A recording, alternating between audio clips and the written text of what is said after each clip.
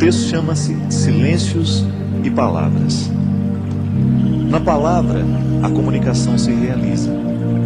No silêncio, ela se completa, pois a compreensão se concretiza a partir do silêncio.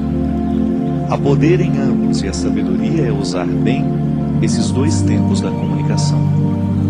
Dentro de uma composição, as pausas são tão importantes quanto os sons. Uma boa orquestra é aquela que executa bem as dinâmicas das pausas e das continuidades. Mesmo no silêncio da pausa, a canção continua. Não diga as coisas com pressa. Mais vale um silêncio certo que uma palavra errada. O poeta mineiro Carlos Drummond de Andrade recomendava aos poetas: convive com os teus poemas antes de escrevê-los. Tem paciência se obscuros, calma se te provocam. Espera que cada um se realize e consuma com seu poder de palavra e seu poder de silêncio. A recomendação do poeta é sábia e pertinente. Um poema só é bom, se maturado na sementeira do silêncio. Antes de se tornar palavra, a poesia é a experiência de vida silenciosa. Os artistas sabem disso e nós precisamos aprender. Demora naquilo que você precisa dizer. Livre-se da pressa de querer dar ordens ao mundo. É mais fácil a gente se arrepender de uma palavra dita do que de um silêncio. Palavra errada na hora errada pode se transformar em ferida naquele que ouviu, também naquele que disse. Há muitos momentos da vida em que o silêncio é a resposta mais sábia que nós podemos dar a alguém. Na pressa de falar, corremos o risco de dizer o que não queremos. E diante de tudo o que foi dito, nem sempre temos a possibilidade de consertar o erro. Palavras erradas costumam machucar para o resto da vida. Já os silêncios certos, esses possuem o dom de consertar. Por isso, prepara bem a palavra que será dita. Palavras apressadas não combinam com sabedoria. Os sábios sempre preferem o silêncio. E nos seus poucos dizeres está condensada uma fonte inesgotável de sabedoria. Não caia na tentação do discurso banal, da explicação simplória. Queira a profundidade da fala que nos pede calma. Calma para dizer, calma para ouvir. Uma regra interessante para que tenhamos uma boa compreensão de um texto é justamente a calma. Só assim podemos adentrar nos significados que o autor quis sugerir e, consequentemente, mergulhar no mistério do seu texto. Leituras apressadas podem fomentar equívocos.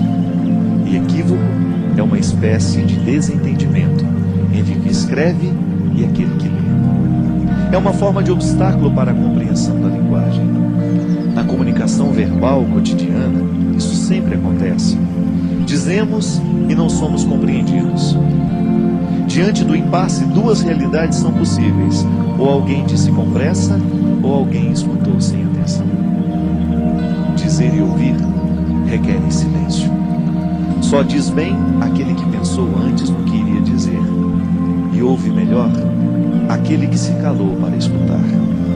A regra é simples, mas exigente. Por isso hoje, neste tempo de palavras muitas, queiramos a beleza dos silêncios poucos. Eu sei que muitas vezes nós somos vítimas das palavras malditas. Não são poucas as vezes que palavras malditas chegam até os nossos ouvidos. Uma palavra pode ser maldita por causa do conteúdo que ela tem, ou então por causa da forma. Hoje eu estava lendo um texto, coincidentemente, falando da música das palavras. E o escritor estava dizendo que para cada palavra há uma música diferente que nós podemos colocar nela. De maneira que você pode dizer uma coisa muito dura a alguém, mas você colocar uma música que faça bem ao ouvido de quem escuta. Então a pessoa escuta aquela palavra dura, mas com uma música bonita. Talvez tenha sido isso que Jesus soube fazer o tempo todo. Jesus dizia coisas muito duras, mas a música das palavras de Jesus era extremamente sedutora. Porque ele sabia muito bem que não adiantava dizer as coisas sem musicalidade. Não adianta nada a gente dizer as coisas com braveza. Não. A gente será muito mais bem entendido se a gente buscar uma música suave para colocar a palavra dura. Você experimenta isso na sua vida todos os dias. Quando você precisa dizer alguma coisa de muito sério aos seus filhos, e às vezes você não sabe nem por onde começar, porque você tem medo do conteúdo que você vai dizer. O conteúdo é duro, é de exigência, e os nossos filhos não estão muito acostumados a serem exigidos. Eles entraram nessa mística do mundo de hoje, nessa tendência do mundo de hoje, de que tudo tem que ser muito simples, tudo tem que ser muito fácil e rápido. E educar os filhos muitas vezes requer um discurso duro, exigente. Então você vai descobrir junto de Jesus que é possível dizer coisas duras com musicalidades atraentes. É isso que fazia com que as pessoas parassem para prestar atenção no que Jesus tinha a propor. O reino de Deus que Jesus propunha não era coisa fácil, não era coisa simples. Dá trabalho construir o reino. Mas ele construía de um jeito tão terno que as pessoas esqueciam a dureza da palavra e se prendiam na música que envolvia aquela palavra. Minha gente, muitas vezes o que a gente faz de errado não é o que a gente diz, mas é como a gente diz. É a música que a gente coloca na frase. Pode ser que hoje você tenha ferido alguém com aquilo que você disse. Pode ser que hoje você tenha sido ferido por alguém com aquilo que você disse. E talvez você não tenha errado naquilo que você disse. Você tinha razão naquilo que você disse. Você estava certo ao reivindicar o que você reivindicava ou ao dizer aquela verdade que você disse.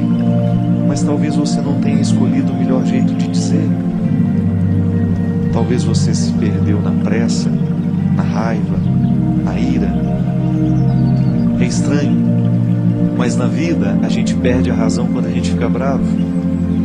Na vida a gente perde a ternura quando a gente se irrita, porque a ira, ela tem o poder de retirar de nós a sabedoria. E quando nós estamos fora da sabedoria, geralmente nós não sabemos colocar músicas nas palavras.